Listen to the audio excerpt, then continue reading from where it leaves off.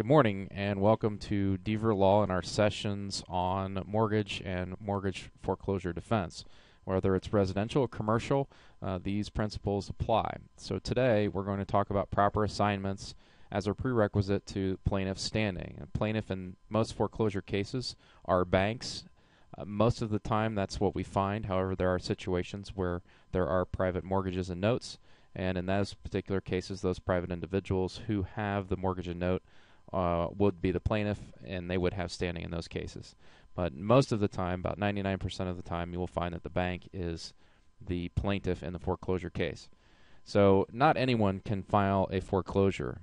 You have to have the holder of notes, and you have to be a secured party. Your average person cannot file a foreclosure on the house. They have to have a lien on the property at question. In this particular case we're going to talk about today, the holder of the note and mortgage, so the person who actually has the note and mortgage in their possession, or that person's representative, so their agent or a law firm working on their behalf can file the action. But under all circumstances, they have to follow the proper procedures. These are the rules of civil procedure, but these are also the rules of commercial paper and secured transactions. And those are the legal terms and the legal areas of law that deal with how the papers and the documents move between parties. So today we're finding in our practice that plaintiff's lack of standing is becoming more and more common. And this is occurring because there's an increase in the transfers of the note and mortgage.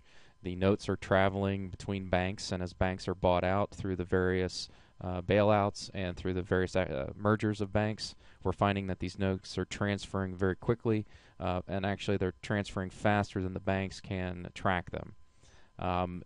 Today we're seeing a higher number of foreclosures, and probably moving forward into the next year we'll see more and more, and the more foreclosures that are referred increases this probability of error. The main reason is that these notes are not physically following the banks from bank to bank. Most of it's done electronically, so the electronic process, of course, is faster than the paper chase. So the question that we have to ask ourselves now is who qualifies as a holder of both the note and the mortgage for foreclosure filing. So first we need to understand what an assignment is and how the assignment process works. Most folks, when they look to buy their dream home or their house, they travel down to the bank and they apply for a loan, and they talk to a bank officer, and the bank officer collects some documents, and eventually you get to the point where you sit down at a closing table. And at that closing table, you'll sign a note, and you're also going to sign a mortgage. Now, most of the time what happens is once you've executed that note and executed that mortgage, the note's going to travel along a singular path, and that typically goes to a bank. And in our situation, we'll call it ABC Bank. So this bank will hold the paper in its possession for use later until you pay it off, in which case they would sign it over, endorse it, saying paid in full, and send it back. For those of you that paid off a car loan or a mortgage, you would be familiar with that. Or they'll sell it and transfer it to someone else. The mortgage typically travels another path, and in most situations, the mortgage is filled out to MERS, which stands for Mortgage Electronic Registration Systems. And MERS essentially is an association that holds the mortgage documents for the bank, so that way transfer can be easier later down the road. So prior to the filing of the foreclosure, there is a holder in due course requirement. Now, in the state of Ohio, there's a case called State v. Dahlman, which was the Ohio Supreme Court decision, where it essentially says that a party lacks standing to invoke jurisdiction unless it has a real interest in the subject matter of the action. So in our particular situation, in order to have a real interest, and before you can file, you have to have both the mortgage and note. And we'll explain later how that might differ from county to county or from appellate district to appellate district, and it definitely determines in which state and that you're in as well. So in our situation, a bank has to have both the note and the mortgage prior to the filing of the foreclosure action before it can prevail.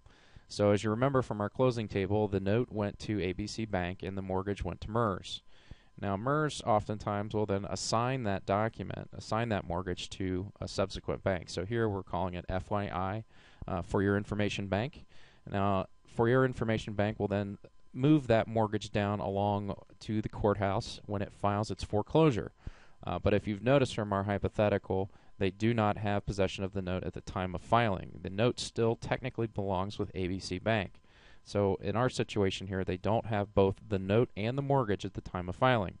So sometime after the filing occurs, and probably right before a summary judgment in a judicial foreclosure state, you'll find that the bank will then endorse or assign or attach an allonge, which essentially is a signature page, signing the note over to FYI Bank in order to cure the lack of standing at the moment of filing. Now, in some cases, in some counties, you will find that the requirement is that both the note and the mortgage are in the possession of FYI Bank prior to the filing of the foreclosure for the case to move forward. Some jurisdictions treat it slightly different. So it's important that you seek counsel if you are served with a foreclosure to clarify whether the bank has standing to bring this cause of action. If you have any questions, please feel free to give us a call. We have a local extension and a toll-free. Our toll-free is 877-464-5297. You can always visit us on the World Wide Web at deverlaw.com, and we also have a site, ohioforeclosuredefense.com. Thank you very much for listening.